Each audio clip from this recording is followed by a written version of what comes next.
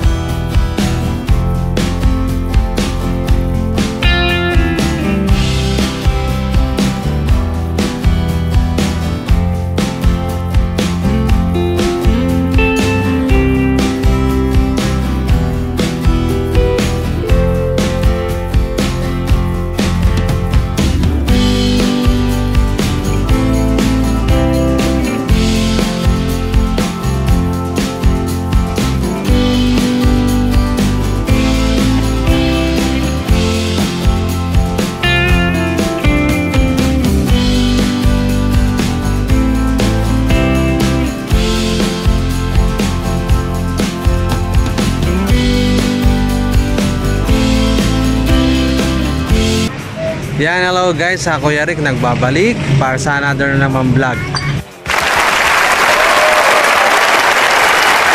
Ito nga pala guys, nandito ako ngayon sa Angat, Bulacan. Ako nagpunta dito para manggulo. Gusto ko, walwalan. Papunta kami ng North Sagaray guys, sa Lawasan River. Kaya mamamasyal kami doon guys at maliligo. Kaya samahan nyo ako, ililibot ko ngayon kayo guys doon para makita nyo kung gaano kaganda doon sa lugar at kung magkano yung mga accommodation doon at magagastos namin. Kaya guys, stay tuned lang kayo sa aking vlog.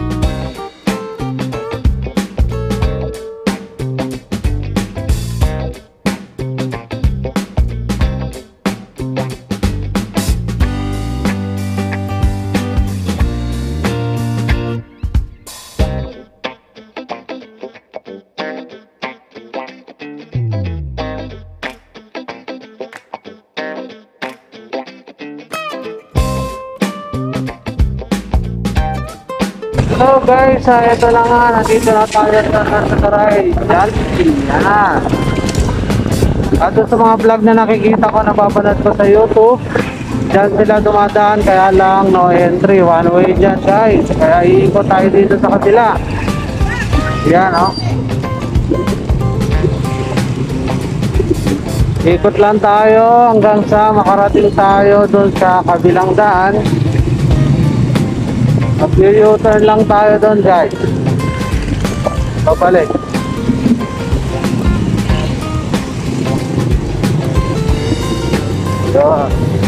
Doon sa mga pinasukan ng tricycle, nakikita nyo guys oh.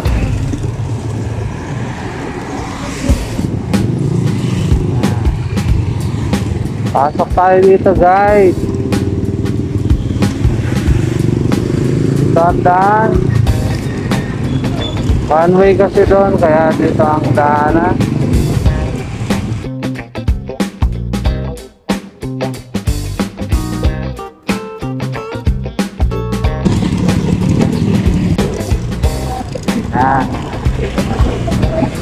Pwede daw pumasok dito guys.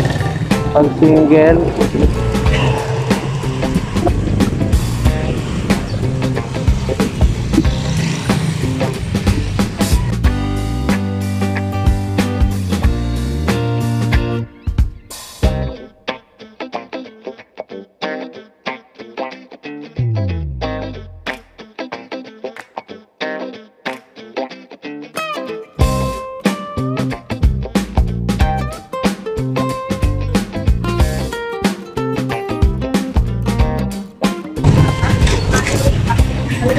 Yan.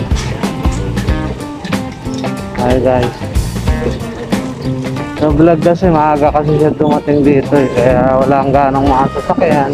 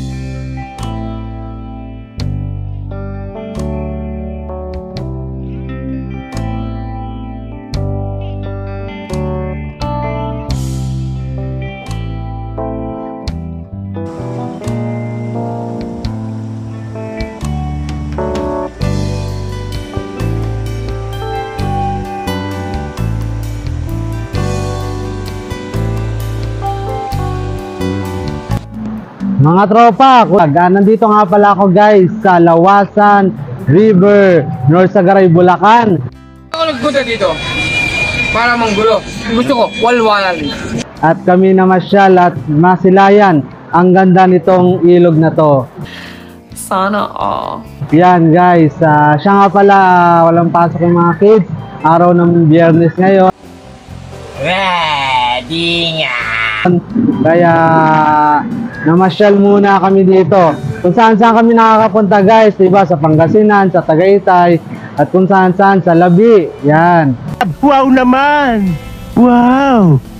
Wow! Pero dito sa Bulacan, hindi ko pa gaanong nalilibot. Oh my God! Hinga! Kaya isa to sa magandang napuntahan ko. Child-friendly yung lugar. Mamaya interviewin ko guys yung may-ari ng inistayan naming mga cottages dito sa Lawasan. Kaya makikilala nyo siya.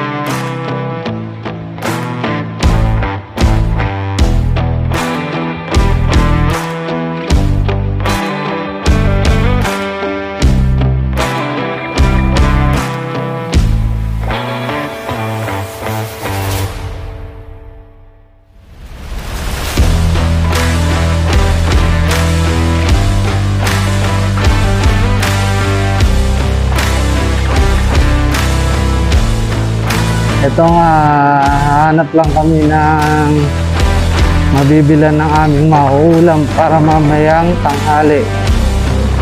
Kasi nga di na kami nagdala ng butin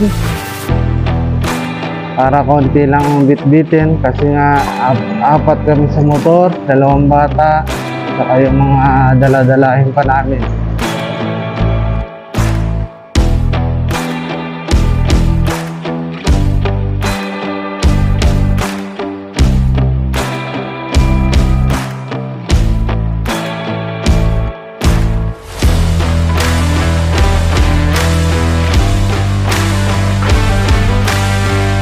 At puro fresh dito guys. Kaya kapag nagpunta kayo dito guys, marami kayo mabibilan ng pagkain. At pala nagdala na lang kami ng butin para makapagluto na lang dito.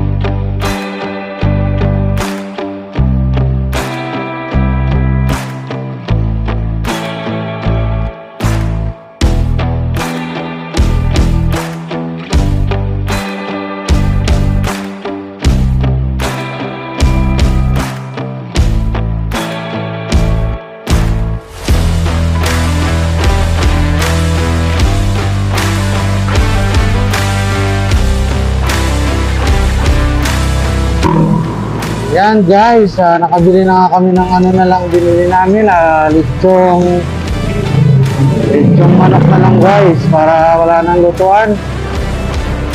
Saka isang fried chicken. Yan. Pabalik na kasi pabalik na kami dun sa cottage dahil iniwan lang namin yung dalawang bata doon. Kaya babalik na kami. Marami palang one way dito guys, kaya kapag nagpunta kayo, check nyo maigi yung dadaanan nyo kasi puro halos one way dito. Kanina nadaanan namin one way, pinadaan naman kami ng enforcer, buti naman kasi motor naman daw. Kaya shoutout sa'yo sir.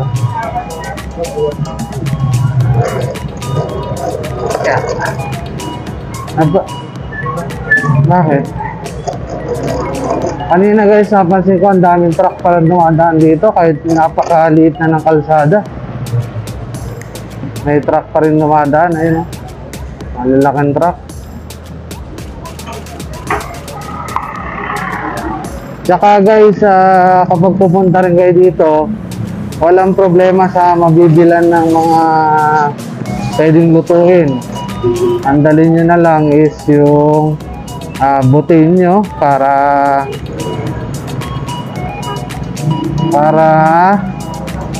or kalan para makapagluto. Sabi ko nga kanina, dahil wala kaming dalang butin o kalan, bumili na lang kami dito ng lechong manok. Pwede na yun. Hindi naman kami overnight dito kaya hindi na ako nagdala.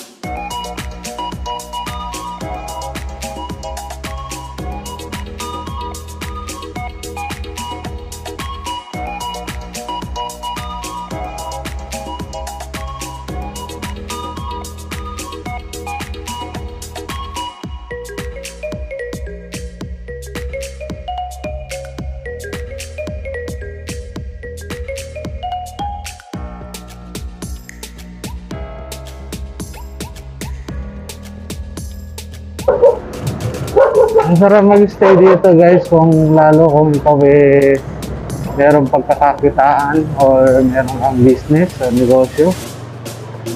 Ang sarap mag-stay dito sa lugar na ito. Kasi tahimik rin siya guys. Yan. Lapit na kami doon guys sa cottage na nirentahan namin.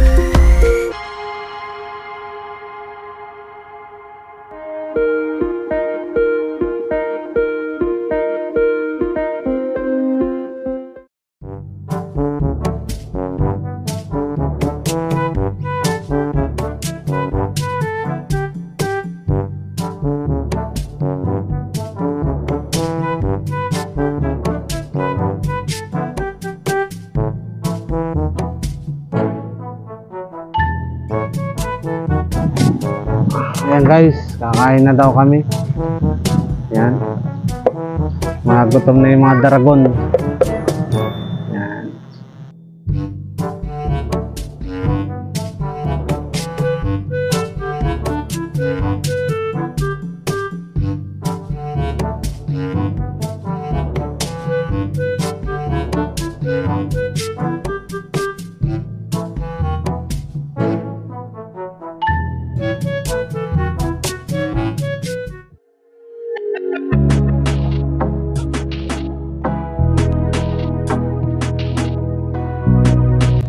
Hello mga guys, ito kasama ko si Nanay Milet. Yan, si Nanay Milet. Siya nga pala yung may-ari dito sa lugar na to, dito sa mga cottage na pwedeng rentahan. Ano po pangalan, Nanay Milet, ng inyong cottage para malaman ng ating mga viewers? Nanay Milet, Tuba Cottage. Okay. Nanay Milet, Tuba Cottage, yung pangalan nitong pinag-i-stayan namin ngayon mga guys. Magkano po yung mga renta ng mga kubo po dito? Sa amin kasi pwesto, 300. Okay po. Kasi yung ering isa, bali 400 direct pa tayo Oo, mga solo. Okay. Ganun lang ang ano namin. Okay, ayan guys, sulit na sulit. May enjoy nyo na yung maghapong paliligo dito sa ilog. Nakita nyo naman kanina sa ating video na napakaganda linaw ng tubig dito. Pwede sa mga bata. Yun nga guys, sabi ko nga, sa halagang 300 to 400 pesos, may enjoy nyo na yung maghapong pag-i-stay dito. Yan, ano pa po mga libre o mga previous nyo na sa pag-i-stay dito? Pwede kami magpahiram ng gamit. Kung ano yung wala sa kanila, pinapahiram ko. Okay. Parking po, may bayad po ba parking, Nanay? Wala po. Okay, yun guys. Dito, ang bait-bait talaga ni Nanay dahil magpapahiram siya ng mga kailangan natin sa pagluluto kung ano yung wala sa atin. Kaya, very accommodating talaga dito sa lugar na to. Tsaka libre ang parking. Yan. Tapos, ano pa po yung mga mayroong binabayaran dito, Nay? Iba pa pong activities. Ganun. Sa CR lang. Okay, yan. Sa CR may bayad. Magkano po yung mga 5 pesos. 5, 10, ganun po. Yan, 5-10 pesos sa bayad sa CR. Tapos, meron pa po bang ibang activities na pwedeng gawin dito, Nay? Bukod po sa paliligo, o may katulad po sa iba, may mga pabalsa sila. Sa amin kasi wala eh. Kasi minsan di kasi ang salbabida, ako aksidente rin. Okay po. Yan guys, hindi sila nagpaparent ng mga salbabida dahil nga sabi nga ni Nanay, narinig niyo naman na takaw, aksidente rin yung mga salbabida. Yun. Kaya guys, ano pang hinihintay nyo? Yung number nga pala ni Nanay Milet, mamaya ipapakita natin dito yan guys. Para malaman nyo kung gusto nyo magpunta dito, tawagan nyo lang yung number na yon para makausap nyo si Nanay Milet para makapagtanong pa kayo regarding sa pag-i-stay dito sa lugar na ito. Hanggang sa muli mga guys, maliligo muna kami, mag-enjoy muna kami sa ganda ng lugar na to.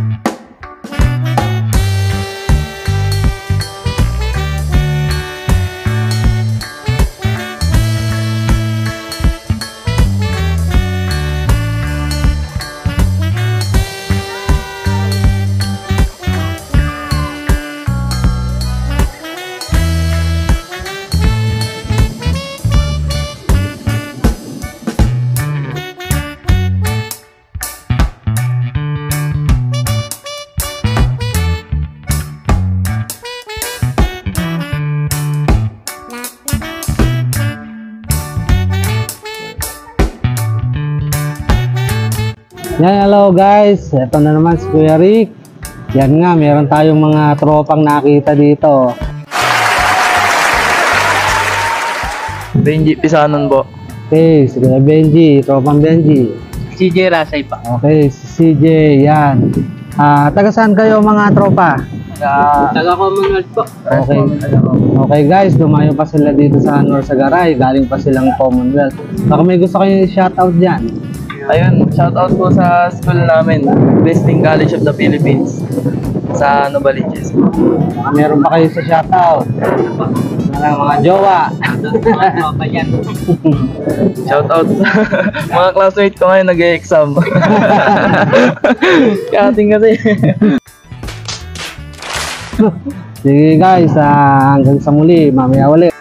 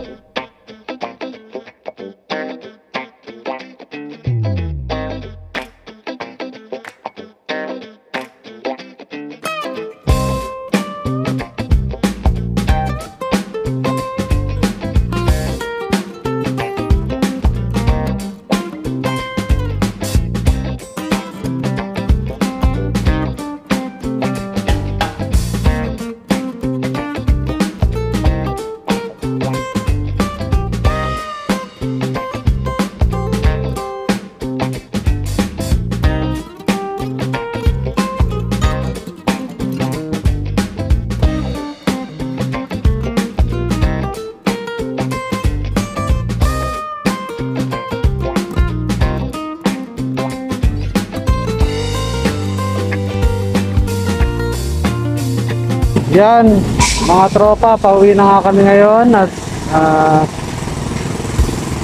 isa lang masasabi ko, enjoy. Sulit yung ibabayad nyo na 300 pesos sa pag-stay doon sa Lawasan. Sa Lawasan River, North Sagaray, Bulacan. Ito nga pala guys yung mga tips na ibibigay ko sa inyo. Number 1, magdala kayo ng power bank nyo or yung mga motor na merong charger, yan. Kasi walang extension doon sa mga kubo na pinare-rent. Kaya hindi kayo makapag-charge ng cellphone if ever na malobat kayo. Meron naman si nanay, makapag-charge naman kayo, kaya lang ilan lang yung saksakan niya, mga 2 lang siguro. Eh paano kung marami kayo makakasabay maka-charge, eh mahirapan na kayo makapag full charge, makapag-karga. Yun yung tip number 1 na ay papayo ko sa inyo guys, o may tip ko sa inyo. The tip number 2 naman guys, magdala kayo ng kahit camping tent para if ever na gusto nyo mahiga is makakahiga kayo. Para enjoy, lalo nyo masulit yung pag-stay doon sa Lawasan River. Pag may tent kayo, pwede kayo mag-relax at nahiga.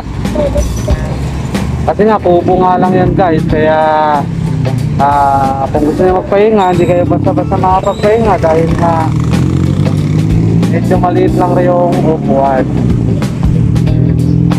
Siyempre sa halagang 300 ba naman, eh, hindi na kayo talo doon guys. Okay, tip number 3, dala kayo ng portable stove or mga butane stove o kalan, super kalan, yan. Kasi para kapag nagutom kayo, makapagluto kayo. Tip number 4 mga tropa is napakaraming mabibilhan ng pagkain dyan sa Lawasan. Dahil traffic lang siya sa palengke. Hira yung ganong palibuan o pasyalan ng marami ng palengke. Eh, dito kanina nakita niyo sa video namin, talagang kaliwat kanan mabili kain. Nakapabili kayo dahil palengke, kaya presyong palengke.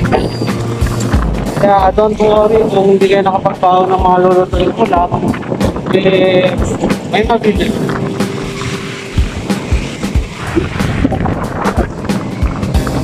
Yan lang siguro guys, yun ang maititip ko ngayon sa inyo. Ayun nga pala guys, tip number 5, dalayin nyo ng mga salbabida yung mga kids or life vest ng mga pagbata para mas-safe sila sa paliligo sa ilog.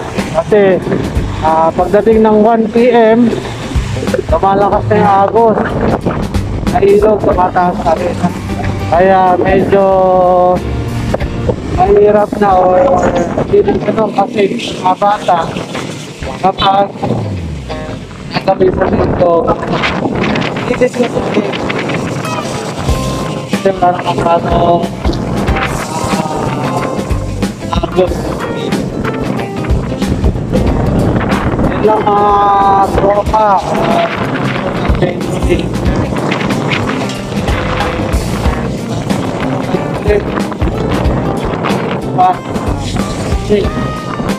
At mga tips before kayo pumunta sa mga lugar na pumunta.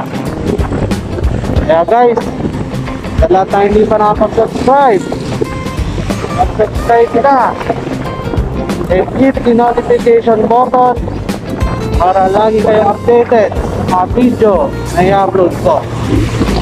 Sa lahat naman ng mga gusto makahingi ng sticker, basta kapag nakita nyo ako guys sa daan, tawagin nyo na ako, Kuya Rick, nagbabalik, ibigyan ko kayo ng sticker. Tapos sa lahat naman ng gusto magpa-shoutout, comment down below lang kayo mga tropa para ma-shoutout kayo ni Kuya Rick. Kaya sa muli, see you again to my next vlog guys. Bye!